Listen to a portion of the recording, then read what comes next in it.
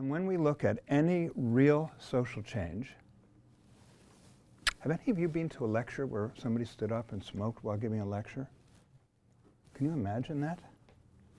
When I was at university, our professors smoked in class, giving lectures. We smoked in class. We smoked on airplanes. People smoked in hospitals.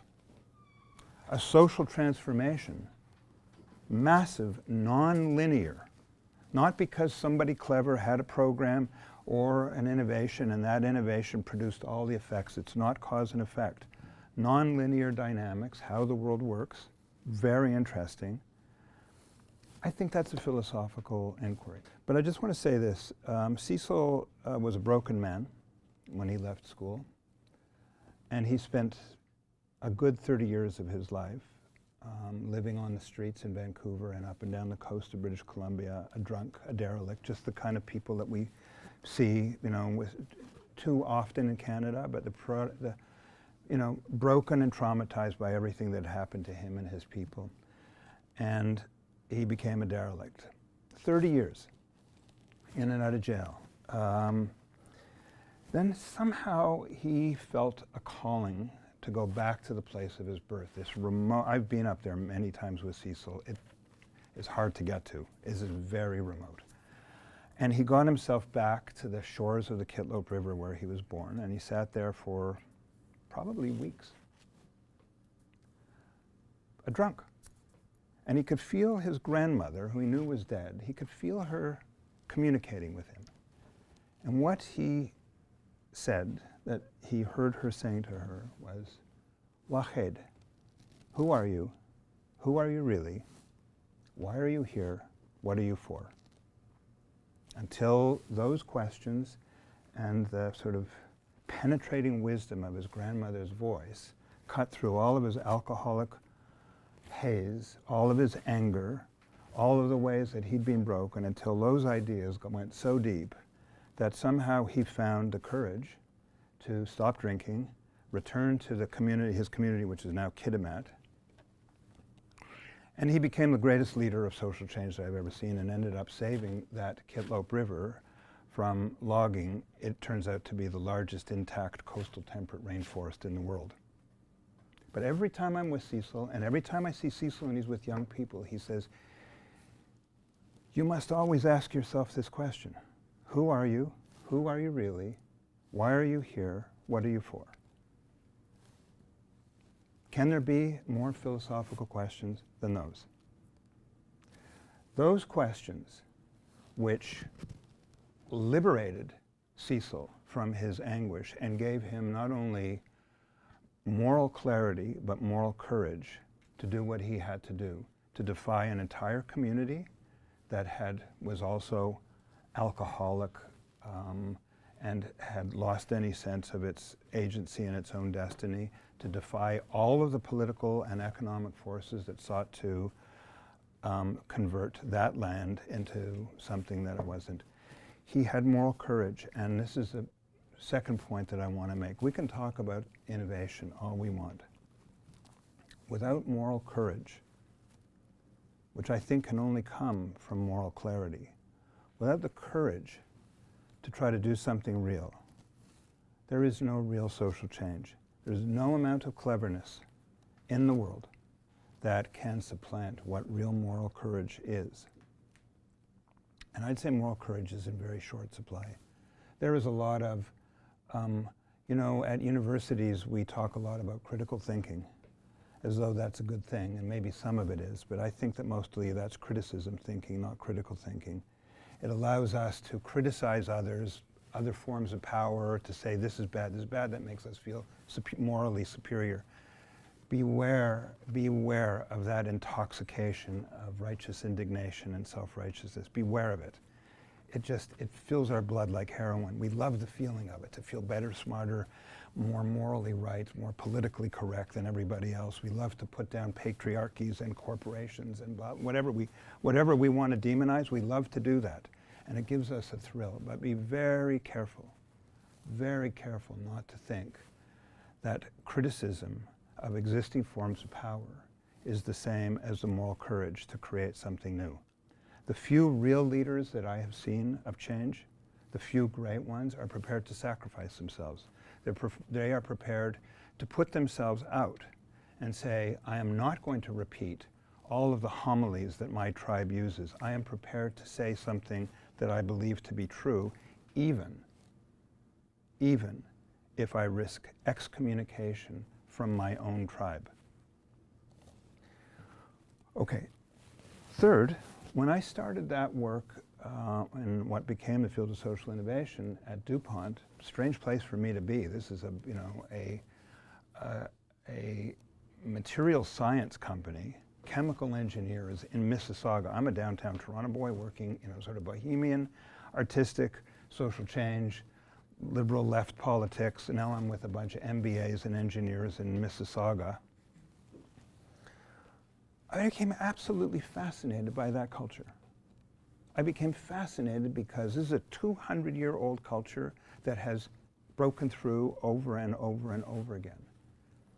And once I was talking to the chief scientist, a man named Ron Zelonka, he's dead now, and I said, Ron, what is it about this culture that has allowed you to break through? Forget about making profits and everything, break through to invent things and create value that had not been created before. Let's be values neutral about what they created, whether we think that the world needed Teflon, nylon, or whatever other on that they created.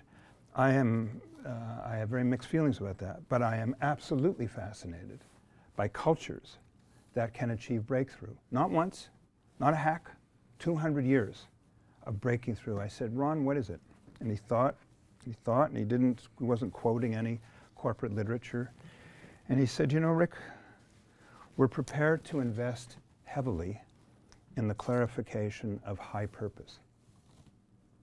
Chief scientist. This is the guy who's head of research and new business development at a company that's making nylon and Lycra. We are prepared to invest heavily in the clarification of high purpose. I can't tell you how many times I have thought about that in all of the work that I've done ever since. Isn't that a philosophical question? What is, and in fact, what he's saying is, as a culture that is accountable to shareholders, as a culture that actually, you guys need to make grades, they need to make money, all that stuff, they operate in the real world. As a culture, they were prepared to invest time and talent trying to figure out what their high purpose was. What was the thing that was worth doing? I've worked on so many social change projects, social problems throughout the course of my working life, and I've worked with government, I've worked with the social sector. I never encounter cultures that are prepared to invest heavily in the clarification of high purpose. Everybody thinks they have the answer. Now they just want to get to the how, not the what, not the why. It is a very different culture that is prepared to think hard about what is the thing that is really worth doing. And then once you get clarity about that, to say, that is the thing that's worth pursuing. Now we're going to figure out if we can do it, and if so, how to make that happen. Now we are prepared to make a leap from what we know to where we want to be. That's what a culture of courage is like. I saw that there was a quote from Goethe that Alex had up there. I've created something that I call the Boldness Project. And there's a quote that's attributed to Goethe. It may not actually be his, but I like to say it is, that it's, boldness has genius. Whatever you can do or dream you can, you must begin it. Boldness has genius and power and magic in it. Making leaps across unknown, that takes courage, that takes creativity. And I would just say this. At this beloved university, we talk about innovation and we talk about entrepreneurship, and we have fallen, I think, into a trap that just thinks, I mean, social entrepreneurship is not a bad thing, it's a good thing. But we've got this notion that everybody can be an entrepreneur and that all we have to do is be entrepreneurial and we're going to solve problems that others haven't. The real innovation the transformational innovation in the world is not really happening by entrepreneurs. Entrepreneurs, once they have an idea, they're driven to make it happen. But in a really great innovation cultures, they are cultures. They are cultures that are made up of different people. And the thing that I sense in those cultures, they're very, very different. They're very different kinds of companies pursuing very different kinds of things, but somehow or other, the remarkable thing about those cultures is they get very different kinds of people, very diverse kinds of expertise, very different knowledge sets, to be able to work together and to live in a question for a long time. And then sometimes that ability, which I would say is a philosophical competency, not to know, but to think, I can pursue a question in the deep end. And if I pursue it long enough and hard enough and with other people and think hard enough about how other people have thought about this, and I'm respectful of all of the giants whose shoulders I can stand on, maybe I will be able to see something that hasn't been seen yet. Maybe we will be able to see something. So real innovation, the kind of innovation that is going to matter in this moment in history that you guys are inheriting, the kind of transformational innovation that will change the way that we all have to, the ways that we live, because they're not sustainable now. It's going to happen not in a hack, not because of some clever people who think that there's an app or an idea that nobody's thought about, not because there's some new business thing, because of the ability to think together, even when there's conflict, especially when there's conflict. It's not because they're going to be, activist cultures attract a lot of people who think absolutely alike. They get their solidarity, they actually expunge people who don't think alike. There's a good book called Going to Extremes by Samantha Power's husband, what's his name, can't remember. Anyway, it's worth reading. Activist cultures, I've been part of them. They love people who think alike. But real innovation cultures have the capacity to bring together people who don't think alike, who don't agree, who don't have to demonize one another, who actually in the sparks that come out of uncertainty and conflict can discover things that haven't been discovered before. It seems to me, again, that those are philosophical competencies. If you have the courage and the curiosity to say, I want to explore, because sometimes that exploration to the heart of things reveals things that are magical. That's what I think that we need in the world of social change. And I'll just finish by saying this. Alex talked about the social sector. We've both been part of it.